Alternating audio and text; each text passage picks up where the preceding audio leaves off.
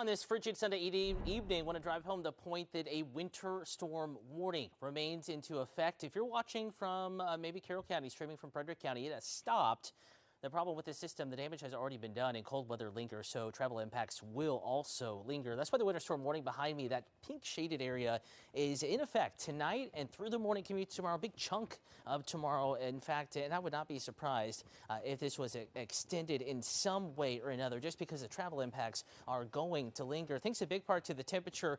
We had so much moisture fall from this system. Basically, if we melted everything that fell at BWI down today, it would be more than an inch of liquid, which in a wintertime scenario, that's a lot. Of course, half of it, most of it actually fell as something frozen. And now that 16 is locking it on the ground in Frederick, 18 in Bel Air, 29 in Annapolis, 32 in Cambridge, 32 Easton, 31 in Lexington Park. I think this is about as far north as that melting line, we'll call it this go around, is going to get. Most of us are about as warm as we'll be all night. First alert radar. Good news here. Again, we're shutting off the winter storm from west to east, eastern shore from Cecil County to Kent County, Queen Anne's County, Caroline County, Talbot County, Dorchester County. This stretch of real estate is going to be dealing with nastier weather for the next 2 hours, while we'll see some improvement across the Baltimore metro and areas off to the north and off to the northwest. Primarily freezing rain easton, especially sleet and freezing rain up towards Chestertown. Slick travel, probably some ice accumulating on trees and on power lines,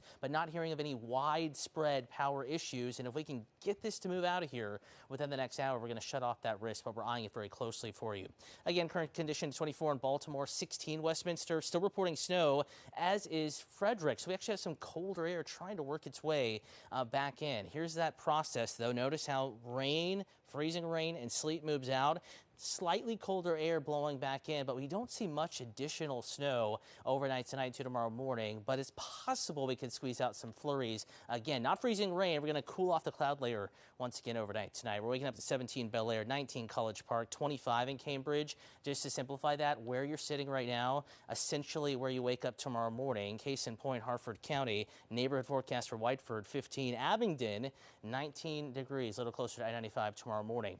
Mountains in the teens, Western Maryland, Southern Maryland 20s to 30s, also Eastern Shore staying cold 20s, and it will be breezy tomorrow, mind you, so it's going to feel even colder. We talked about how we're going to wake up tomorrow morning like we're going to bed tonight temperature-wise. Not going to warm up too much tomorrow either. Only 28 in Baltimore, 30 in Cambridge, 27 in Frederick, 25 in Hagerstown. Basically, that snow is on the ground, and it acts like, ice in an ice box. It keeps all the meats and the veggies and everything cold. Unfortunately, that snowpack will keep us very cold, and we have a lot of impacts to talk about. First alert meteorologist Greg Padgett, you're going to walk us through that super 7-day forecast, breaking down the impacts. That's right. And those impacts are going to last for us all through this next week. Unfortunately, we have a first alert weather day, not only for Monday, but we're also watching some days later in the week because of those bitterly cold temperatures. That precipitation, as you said, tapering off for us. That's the good news. But it's this right here. Really want to put your attention on this. Next 24 hours, a lot of dangerous road conditions. First thing in the morning, if you're heading out,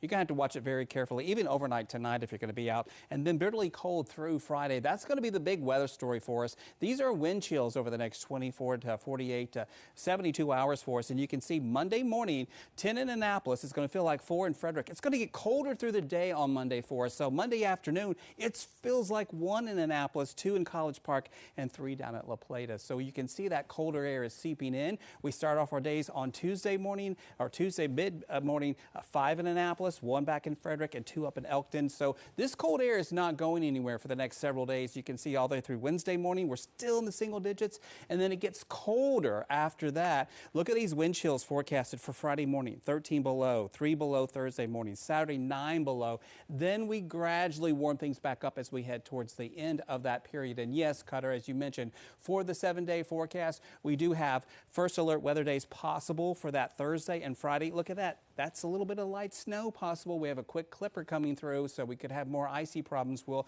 keep you updated on that. Steve Sosna and Rochelle will be in the morning to talk more about that as well. But it's going to be a dicey forecast, unfortunately. And Rick, I say it again, not so super 7-day for the next several days. People might want to just leave town. Greg, I'm not sure I've ever seen 5 days in a row with the lows, 7, 6, 8, 3, 6. That is unbelievable. All right, Greg and Cutter, thank you. Our team